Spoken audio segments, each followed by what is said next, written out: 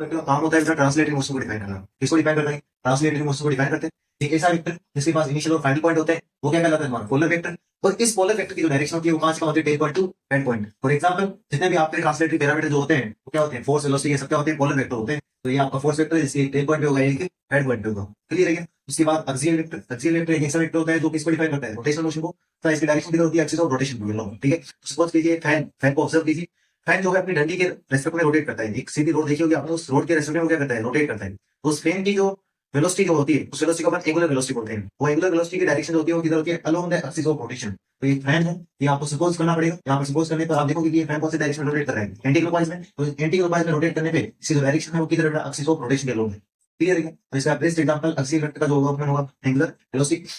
Then आपका आता है यूनिट वेक्टर। यूनिट वेक्टर आप एक से डिनोट करते हो। एक से आप इसको डिनोट करने के बाद यूनिट वेक्टर की पहचान क्या होती है? इससे पहले आपने देखा होगा, जहां पर आपने मैथमेटिकल रिप्रेजेंटेशन देखा था वहां पर आपने ये नाम सुना होगा, एक एक एक यूनिट वेक्टर को रिप्रेजेंट करता है। किसी भी वेक्टर के ऊपर, जब मैं बोलूं किसी भी सिंबल के ऊपर अगर केप लग गया, मतलब वो एक यूनिट वेक्टर को डिफाइन कर रहा है। किसको डिफाइन कर रहा है? यूनिट वेक्टर को। तो यहाँ पर बोला जाए कि ये जो है किसके किसके काम में आता है? ये डायरेक्शन को डिफाइन करता है बेटा। यूनिट वेक्टर किसको डिफाइन करता है? डायरेक्शन को डिफाइन करने के काम आता है। तो डिफाइन डायरेक्शन ऑफ वेक्टर, इसका मैग्नीट्यूड। किसी भी वेक्टर के ऊपर केप लग गया मतलब वो यूनिट वेक्टर बन गया। और यूनिट वेक्टर जैसा नाम नजर आ रहा है वैसा काम है, यूनिट वेक्टर है, मतलब उसका मैग्नीट्यूड कितना है? 1। तो यूनिट वेक्टर एक ऐसा वेक्टर है जो डायरेक्शन को डिफाइन करता है, उसका मैग्नीट्यूड कितना होता है? 1। फिर आओ जरा, यहाँ आपने मैथमेटिकल रिप्रेजेंटेशन में ये फॉर्मूला दिखा होगा कि ए वेक्टर होगा तो एक ए इनटू एक एक, जहां पर ए उसका मैग्नीट्यूड होगा और ए क्या होता है? उसकी डायरेक्शन। और ए क्या, ये ए तो क्या होता है? ए वेक्टर होता है। फिर आओ जरा, यहाँ से एक एक को क्या लिखोगे? सर इस ए को नीचे डिवाइड में भेज दो। तो मैंने डिवाइड में भेजा तो एक एक का फॉर्मूला कितना हो गया? ए वेक्टर गुण मैग्नीट्यूड ए, ये आपका यूनिट वेक्टर का फॉर्मूला हो गया।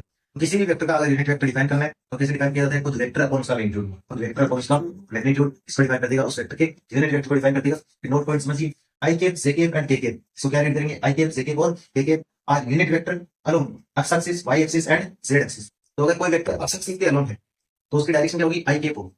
वाई एक्सिस के लोगे तो उसकी डायरेक्शन होगी जे कैप। जेड एक्सिस के लोगे तो उसकी डायरेक्शन क्या होगी? के कैप। और आई कैप, जे कैप, के कैप ये सब क्या है? यूनिट वेक्टर है। किधर है? एक्स एक्सिस, वाई एक्सिस और जेड एक्सिस के लोग। तो सपोज कीजिए कोई वेक्टर है जिसका एक्स एक्सिस के अंदर वो वेक्टर है और जिसका मैग्नीट्यूड है 3 यूनिट। कितना यूनिट है? तो उसको अगर रिप्रेजेंट करना है तो ए वेक्टर इक्वल्स टू 3 आएगी। मतलब ये किसको रिप्रेजेंट कर रहा है? एक ऐसा वेक्टर जिसका मैग्नीट्यूड तो 3 यूनिट है, तो उसकी डायरेक्शन क्या है? एक्स एक्सिस के लोग। फिर b vector equals to 4 j cap, ये किसको रिप्रेजेंट कर रहा है? एक ऐसा वेक्टर जिसका मैग्नीट्यूड तो 4 यूनिट है एंड डायरेक्शन क्या है? वाई एक्सिस के लोग। वाई एक्सिस के लोग डायरेक्शन वाला यूनिट वेक्टर कौन है? जे कैप।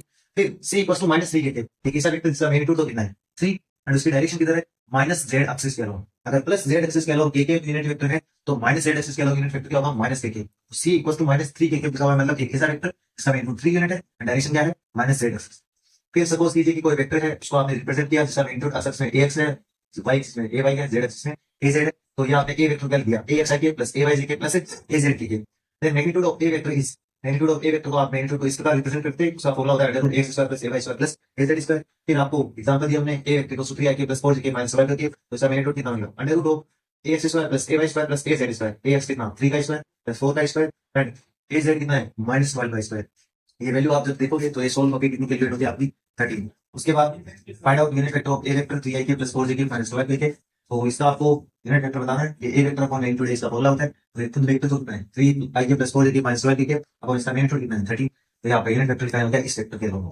उसके नेक्स्ट तुम्हें एक वेक्टर देते हैं, उसके बारे में बोला कि 0.1 i के 0.2 j के एंड c के unit vector then find out value of c। तो ये एक यूनिट वेक्टर मतलब इसका मैग्नीट्यूड कितना है? 1। इसका मैग्नीट्यूड अपन कैसे निकालते हैं? Under root ax square plus ay square plus az square.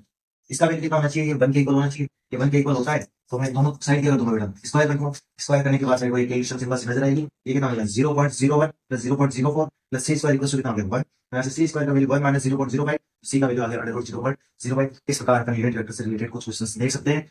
ये था अपना यूनिट वेक्टर। ठीक है।